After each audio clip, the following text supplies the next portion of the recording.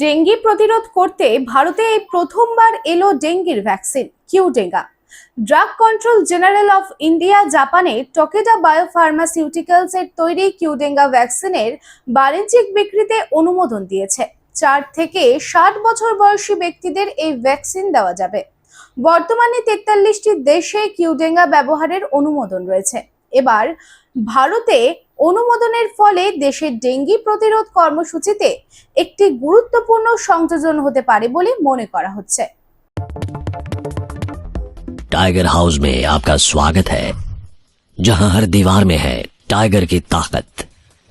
और यह है ACL टाइगर TMT रीबार, जो आपके घर को दे ताकत और सुरक्षा।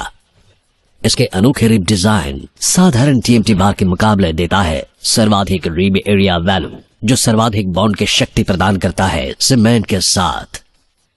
इस्पात के संयुक्त रसायन और एक एडवांस्ड क्वेंचिंग प्रक्रिया इसे प्रतिरोधी बनाते हैं आग और जंग से।